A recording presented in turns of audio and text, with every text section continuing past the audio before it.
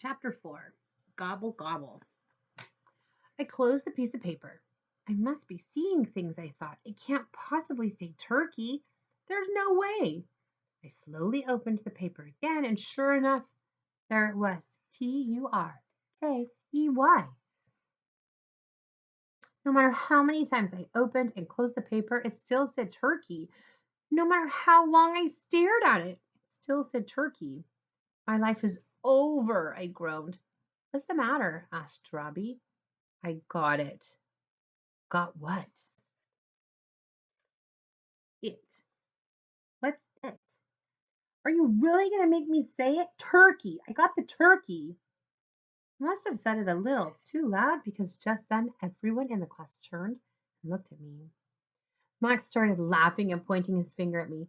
Freddie is a turkey. Freddie is a turkey. You see, I said to Robbie, my life really is over. Now, Max, said Mrs. Wishy, stop that this minute, or I will send you to Mr. Pendergast's office. I have had just about enough of you today. Besides, continued Mrs. Wishy, Freddie is very lucky to be the turkey.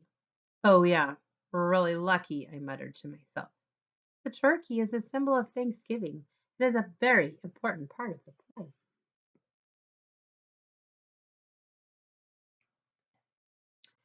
That's okay, Mrs. Wishy. I don't have to have such a big part. Maybe I should trade with someone else. Who was I kidding? No one was going to want to trade for the part of a turkey. Remember what I said yesterday, Freddie? Chloe piped up. You get what you get, and you don't get upset. That's easy for her to say. She didn't pick the turkey. We will begin practicing tomorrow, boys and girls, but you can start thinking about your costumes tonight. Have fun and be creative. The bus ride home was miserable. All the kids were so excited about their parts in the play, everyone except me. I can't believe I got the part of the Indian princess, said Jessie. That was the one I wanted. She was such a brave girl. Just like you, said Robbie. Thanks, Robbie. My abuela is really good at sewing. She can make me a beautiful dress, just like the one the princess wore, with all those beads on it. She learned how to make designs with beads when she was a little girl growing up in Mexico. I'm going to wear a beautiful dress for my pilgrim costume, too, said Chloe. I have the cutest pink dress with red roses on it. My Nana brought it all the way from France, and she even bought me shoes to match.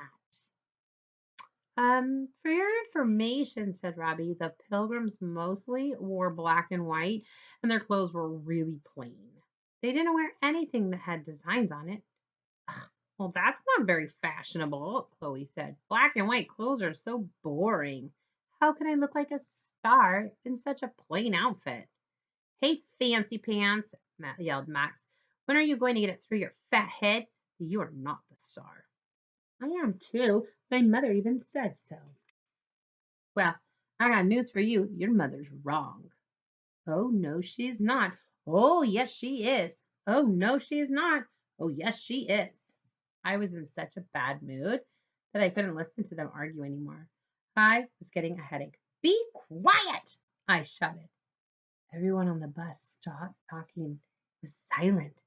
You could hear a pin drop. Then Max slowly turned his head in my direction. Uh-oh, here it goes, I thought to myself. I slowly sank down in my seat. Well, well, well. Look who's talking. It's the turkey. I didn't even know turkeys could talk. Leave him alone, said Jessie. He's sort of upset right now. Max leaned over the seat and put his mouth right next to my ear. Gobble, gobble, gobble, gobble.